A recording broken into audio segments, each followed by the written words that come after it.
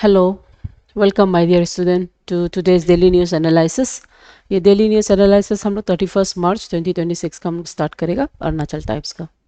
The first news is protecting the Siang river, why India's upper Siang strategy is an imperative.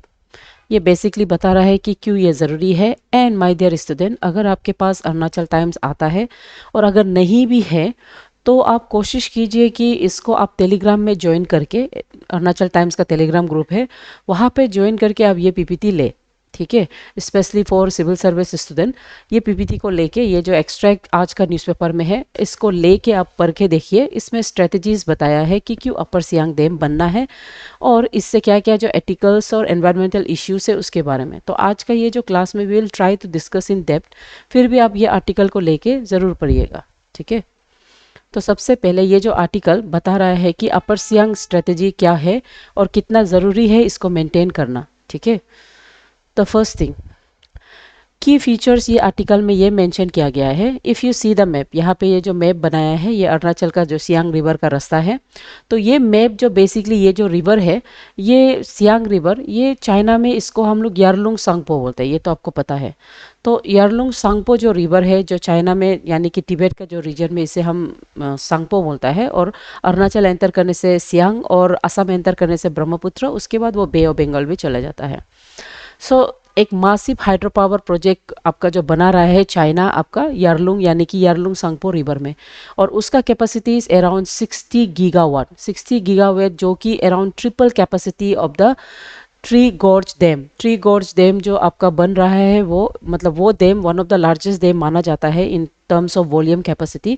तो ये dam का 3 गुना ज़्यादा 60 gigawatt जो China बना रहा है। तो जब वो ये डैम का नाम है मेदोक डैम, ये डैम को जब वो यहाँ बना लेगा, ऑब्वियसली यहाँ पे वाटर स्कैर्सिटी होगा। ठीक है, ये उसी को बोल रहा है। और वाटर स्कैर्सिटी होने के साथ साथ जब वो सडनली यहाँ पे फ्लड होगा चाइना का रीजन में, वो सडनली इसको ओपन करेगा और यहाँ से मास फ्लड हो सकता है, जिसमें से अरुणाचल असम ये लोग का रीजन जो सबमर्ज हो सकता है। तो उसी को काउंटर अटैक करने के लिए ये बेसिकली ये आर्टिकल में बताया गया है कि क्यों नेसेसरी है ये डैम बनना। ठीक है, सो दूसरा है ब्लाइंड स्पॉट रिस्क। ये जो स्ट्रेच है यारलुंग का, वो एरिया जहाँ से मैदोक का जो एरिया से लेके अरुणाचल का जो बाउंडर एरिया है, यहाँ पे अराउंड 320 किलोमीटर का स्ट्रेच है। और ये स्ट्रेच में ना चाइना के पास ना इंडिया के पास कंप्लीट रियल टाइम डाटा है, और उसकी वजह से ये एक ब्लाइंड स्पॉट रिस्क है, कुछ भी यहाँ पे रिस्क हो सकता है। दूसरा, ये एक हाइड्रोलॉजिकल वारफेयर है जिसको चाइना कंट्रोल करने के लिए कर रहा है। एंड ऐसे सिचुएशन में वो हमारा सीजन में, ड्राई सीजन स्पेशली सीजन में, वो और भी वाटर को मतलब क्राइसिस कर सकता है, ब्लॉक कर सकता है, और मॉनसून सीजन में वाटर को और भी ओपन करके हम लोग के लिए हैम्पर कर सकता है। इट्स बेसिकली एक वाटर वार हो रहा है।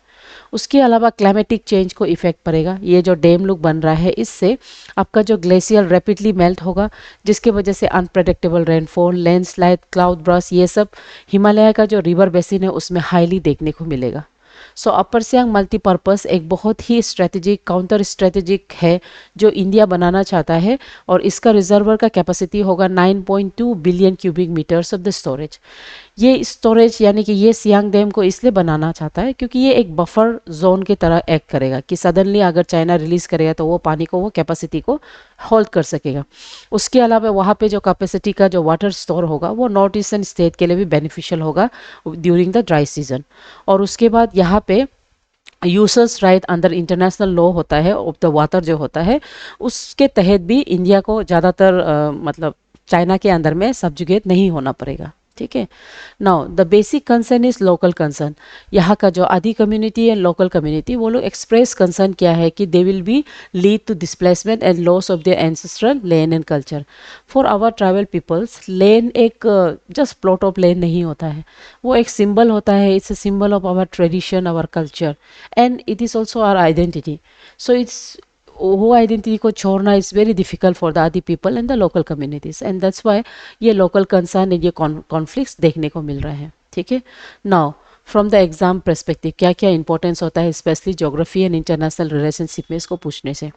सबसे पहले है international relationship between India China and Bangladesh, वो देखने को मिल रहा है जिसके वजह से एक वाटर वार्स देखने को मिलता है। ये वाटर वार्स अगर आप देखें आपका जो इंडस वाटर ट्रीटी है उसमें भी ऑफन देखने को मिलता है जिसमें इंडिया जो अपर हैंड है, लेकिन अगर ये डैम बनेगा तो चाइना इसमें अपर हैंड रहेगा। ओके। दूसरा ज्योग्राफिक एंड डिसास्टर मैनेजमेंट, ये बहुत फ्रेजाइल इकोसिस्टम को डिस्प्ले करता है और इस तरह से जो डैम बनेगा इसमें फ्लैश फ्लड, आपका जो क्लाउड स्टॉर्म, रेनफॉल का पैटर्न, ये सब चेंज होने वाला है जो आगे जाके ज्योग्राफिकल इकोलॉजिकल जो फैक्टर्स है आपका जो foot hills of the Himalayas में उसको इफेक्ट करने वाला है। हमारा जो बायोडाइवर्सिटी हॉटस्पॉट है that will be affected. Internal security के अंदर में ये एक ऐसे सिक्योरिटी है जहाँ पे अरुणाचल प्रदेश एक क्रिटिकल पॉइंट में रहता है एंड बाय दिस डैम हम अपना एक स्ट्रेटेजिक अप्रोच दे सकता है।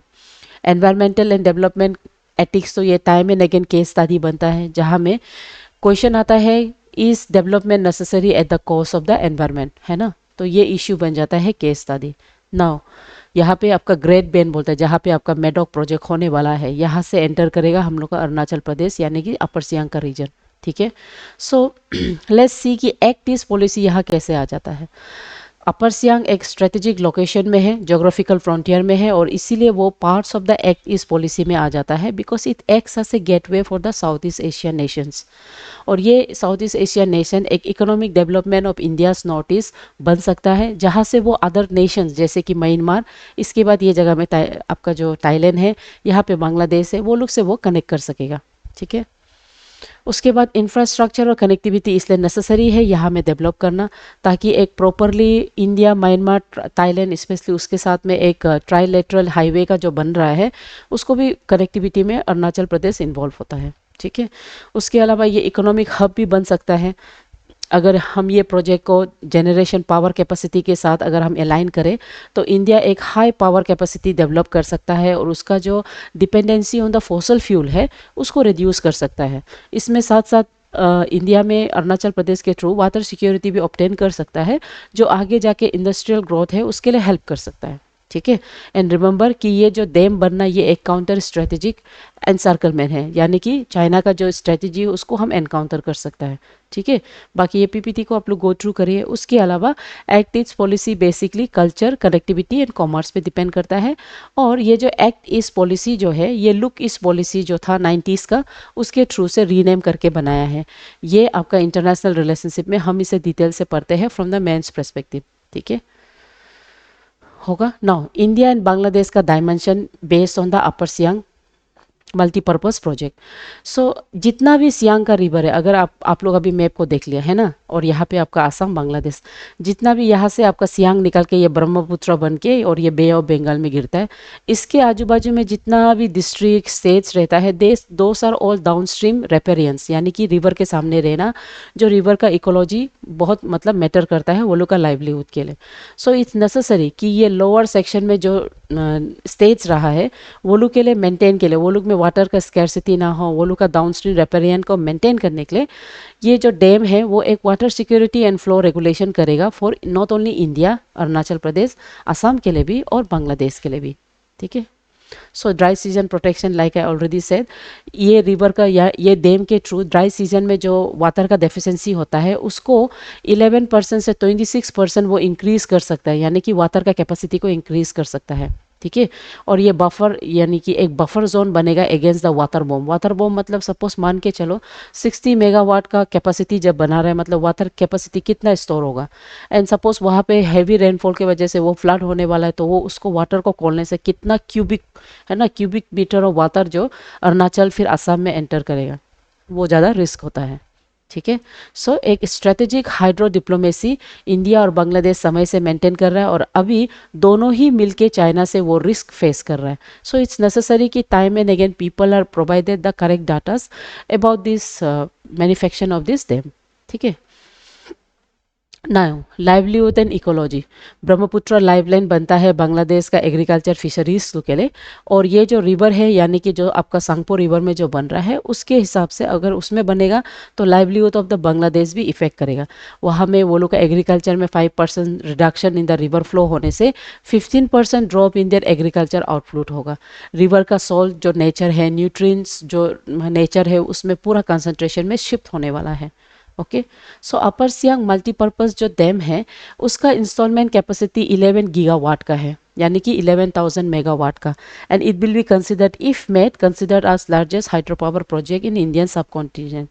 एंड अप्रोक्सीमेटली 1.13 लाख करोड़ इसका एस्टिमेशन कॉस्ट है। एंड ये नियरली 300 मीटर हाई रहेगा और इसका reserve water reserve 9 billion cubic metres रहेगा। एंड इसे एक्सपेक्ट किया है कि 2027-28 तक कंप्लीट करें, लेकिन अभी ये मुश्किल है, इसलिए एक्सटेंशन दिया है 2032 तक। और ये जॉइनली आपका एनएचपीसी एंड नेपको मिल के ये प्रोजेक्ट को कर रहा है। ठीक है, नाउ लोकल एनवायरमेंटल इशू ये है, there are many district headquarters even like हिंक्योंग जो कम्प्लीटली पोटेंशियली डूब सकता है। एंड अराउंड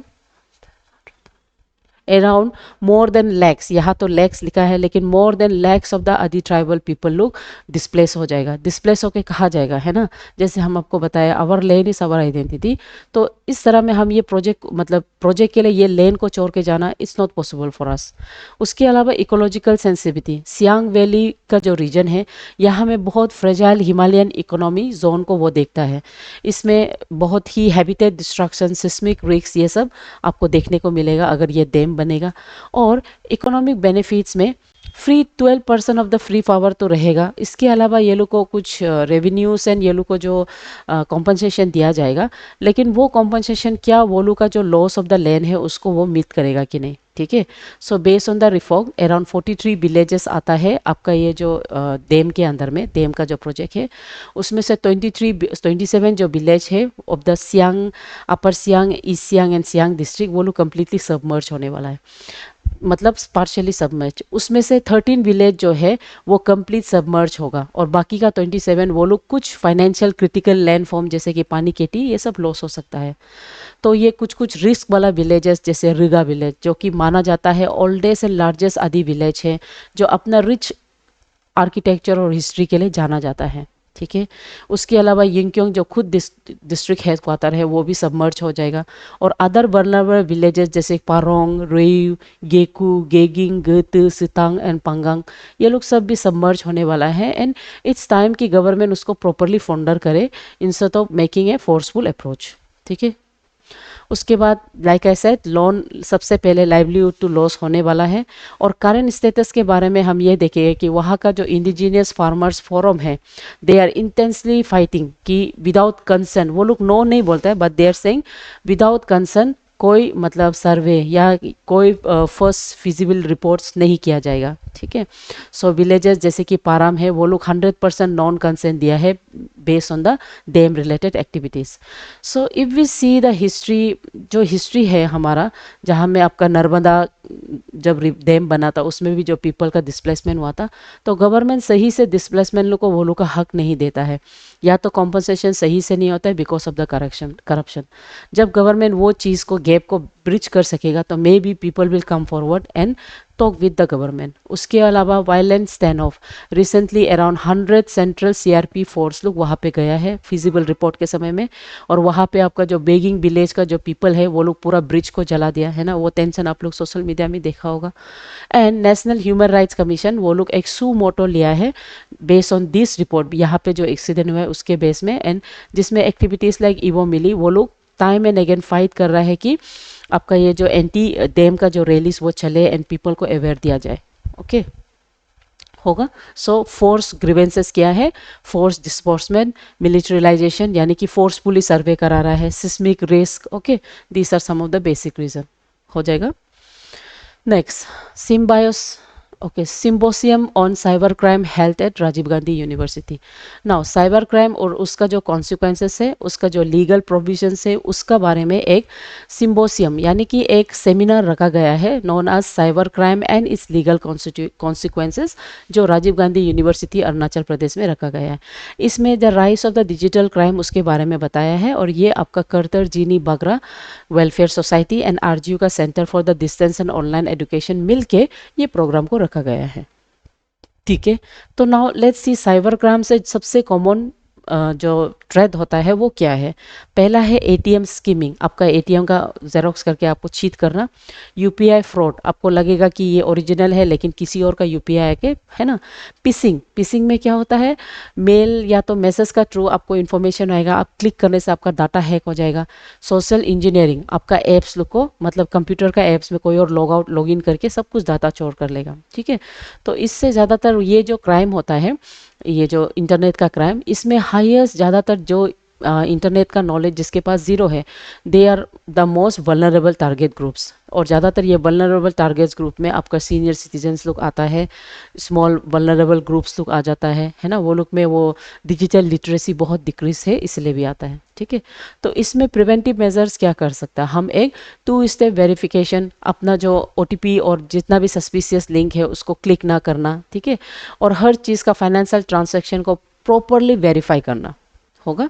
सो ये इंस्टीट्यूट में, ये जो प्रोग्राम में आपका इंस्टीट्यूशनल रेस्पॉन्स जैसे कि axis bank and bank of Baroda, वो लोग भी आया है एंड यूज़र को अवेयरनेस के बारे में बताया है. और उसके अलावा लीगल फ्रेमवर्क, यानी कि साइबर क्राइम से जो लीगल फ्रेमवर्क है वो आपका इंफॉर्मेशन टेक्नोलॉजी एक्ट ऑफ 2000 के अंदर में आता है, जहां में सेक्शन 66C आइडेंटिफिकेशन टेप, कोई अगर आपका पासवर्ड, आपका डिजिटल सिग्नेचर को चोरी करे तो आप उसको जेल भेज सकता है. सेक्शन 66D किसी को मतलब चीटिंग बाय पर्सन, मतलब किसी का कंप्यूटर रिसोर्सेज को चीट करके उसको चीट करना है ना, कंप्यूटर का डाटा को लेके चीट करना.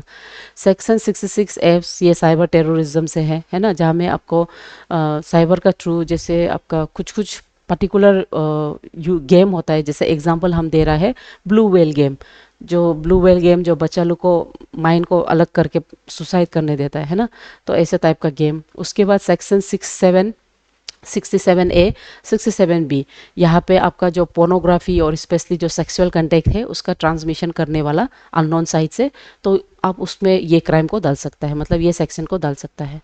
उसके अलावा आईटी रूल्स ऑफ 2021 एंड 2026, यहाँ पे ज़्यादातर आपका जो नेग्लिजेंस की वजह से सोशल मीडिया और ओटीटी जो है उसमें अगर कुछ मतलब इनह्यूमन कुछ चीज़ होता है तो आप उसमें डाल सकता है, इसके अंदर में सेक्शन डाल सकता है.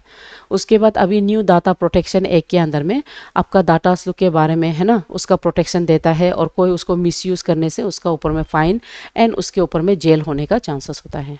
ओके, सो उसके अलावा आईपीसी क्या क्या जो आपका जो क्राइम लीगल से रिलेटेड यानी कि डिजिटल से रिलेटेड, जैसे आईपी सेक्शन 111, ये ऑर्गेनाइज क्राइम के लिए है. ज़्यादातर ऑर्गेनाइज क्राइम मतलब आजकल ऐसा ऑर्गेनाइज क्राइम माना जाता है जहाँ में आपका जो क्राइम जो होता है वो ऑनलाइन के थ्रू है ना, ऑनलाइन के थ्रू, डिजिटल के थ्रू आपको ये ऑर्गेनाइजेशन वो वर्क प्लेस ऐसे करके बुलाया जाता है, बेनिफिट्स देगा बोल के. उसके बाद चीटिंग, डिजिटल चीटिंग करना है ना, और इलेक्ट्रॉनिक से आपका जो सिग्नेचर को फ्रोज करना. और उसके बाद एक्स्ट्रा जुडिशियली, मतलब एक्स्ट्रा जुडिशियली जैसे म्यांमार से आके यहाँ में मनी का ट्रांजेक्शन करना जो इलीगल है कि नहीं. डन. उसके बाद भारतीय शिक्षा अभियान ये 2023 में डाला है. ये इलेक्ट्रॉनिक रिकॉर्ड्स को एज ए प्राइमरी एविडेंस अभी मानने लग गया है, क्योंकि हम लोग का जो इंडिया का जो रूल था वो बेसिकली बहुत पुराना था एंड इट्स नेसेसरी कि ये चेंज हो जाए. नेक्स्ट, जब हम साइबर क्राइम के बारे में पढ़ता है तो साइबर डोम एक ऐसा टॉपिक होता है जो मेंस में पूछा जाता है, ये मेंस के लिए ज़रूरी है. तो साइबर डोम एक ऐसे प्रोसेस है जहाँ पे एक high tech centre for the cyber security किया जाता है, और इसको सबसे पहले केरला पुलिस लोग स्टार्ट किया है.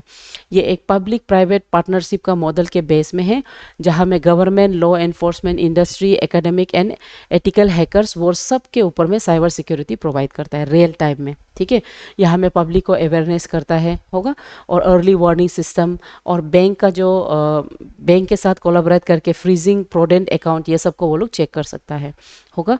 और ये जो साइबर डोम के अंदर में पब्लिक अवेयरनेस जो कैंपेन है उसको हम साइबर जगराता बोलता है। ये सब का नाम को याद कर लीजिए। ओके, सो यहाँ पे Indian cyber crime coordination centre के साथ ये लोग मिल के मल्टीपल स्टेट्स में इसको एडॉप्ट किया जा रहा है और इसको एक आर्किटेक्ट की तरह, साइबर सिक्योरिटी आर्किटेक्ट की तरह यूज़ कर रहा है होगा।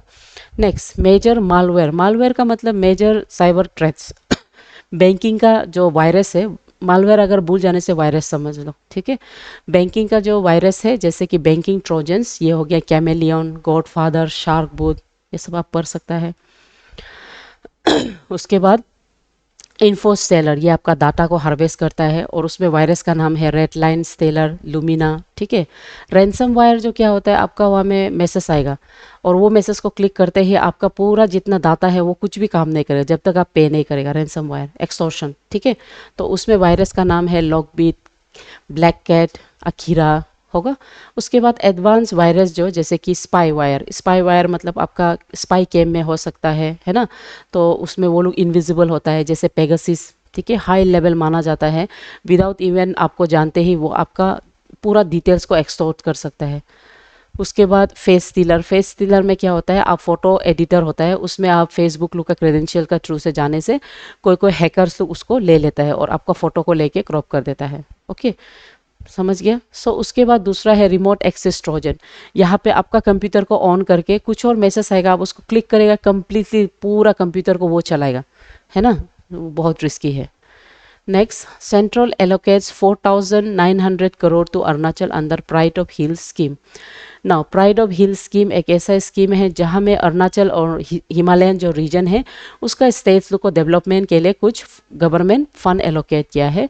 उसमें अरुणाचल प्रदेश को 4,900 करोड़ दिया गया है ताकि वो special assistant to the state for the capital investment programme के अंदर में वो डेवलप कर सके होगा।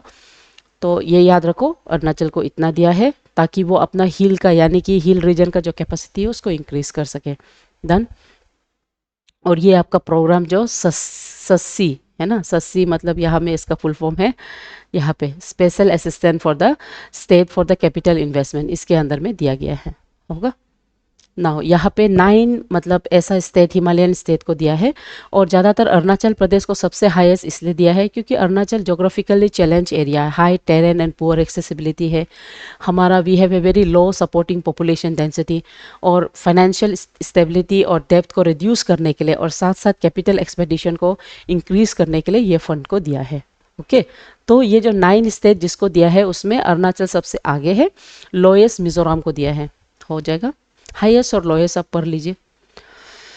ओके, सो इससे अरुणाचल प्रदेश क्या करने वाला है, इससे वो अपना जो अरुणाचल फ्रंटियर हाईवे है along the India China border उसको वो डेवलप कर रहा है जहाँ में roads and bridges and tunnels वो बनाएगा।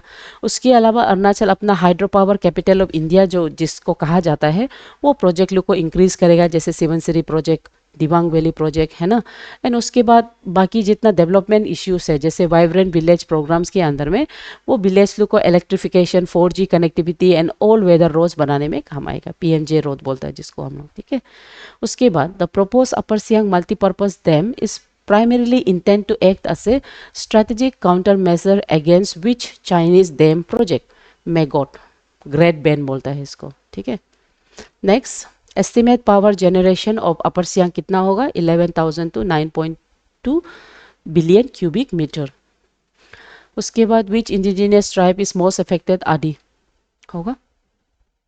ब्लाइंड जोन, ये 320 किलोमीटर स्ट्रेच है बिटवीन चाइना एंड इंडिया जो जिसका एक्चुअल लाइव डाटा नहीं है इंडिया के पास, so it's a risk. Under the newly implemented Bharat Nyara, cyber committed by criminal syndicates. Criminal syndicates section 11, section 111, sorry. उसके बाद cyber policing, what is the primary structural characters of the cyber dome model. ये एक public private partnership है involving industrial expert and ethical hackers. What type of malware is specifically design fake login banking. Okay, banking से related बोलने से ये banking trojan, chameleon, godfather, है ना। Himalayan receive highest collaboration, pride of Arunachal का जो scheme है प्राइड ऑफ हिल्स में हाईएस्ट अरुणाचल प्रदेश मिला है और लोएस्ट मिजोरम, ठीक है। सो ये जो क्वेश्चन है मेंस लेवल में, इसमें आपको जो लीगल फ्रेमवर्क है, स्पेशली आपका साइबर रेजिलियंस को लेके ये पूछा जा सकता है। ओके, ये क्वेश्चन इस तरह से क्वेश्चन आपका एआई को लेके ऑलरेडी मेंस में पूछा गया है। उसके बाद अपर सियांग पर्पस है ना, डेवलपमेंट और आपका जो कन्वर्सेशन, ये एनवायरमेंटल कंजर्वेशन का जो इश्यूज है, साथ ही साथ इसका जो स्ट्रेटजी जो है ना, स्ट्रेटेजिक नॉर्थ ईस्ट के कंसेप्ट के अंदर में ये क्वेश्चन आपको सियांग को लेके पूछा जा सकता है कि एक्ट ईस्ट पॉलिसी में सियांग कैसे आता है और ये डैम बनना कितना इंपॉर्टेंट है, वाटर वर्ड्स के बारे में आपको लिखना होगा। उसके बाद प्राइड ऑफ हिल्स स्कीम, इसके बारे में पूछा जा सकता है, अरुणाचल प्रदेश को सबसे ज़्यादा दिया है, वो कैसे कोऑपरेटिव फेडरलिज्म इन इंडिया का एग्जाम्पल हो सकता है। ठीक है। उसके बाद ये एलोकेशन ऑफ द फंड जो है, इसको अरुणाचल प्रदेश कैसे इन्वेस्ट करेगा और कैसे वो इंडिया का एक्ट ईस्ट पॉलिसी में आ जाता है, पूछ सकता है।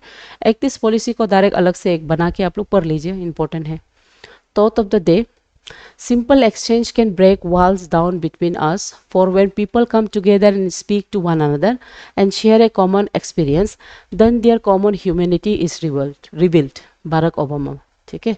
सो ये थॉट्स के साथ my dear student, keep studying and keep following the news. ठीक है, थैंक यू।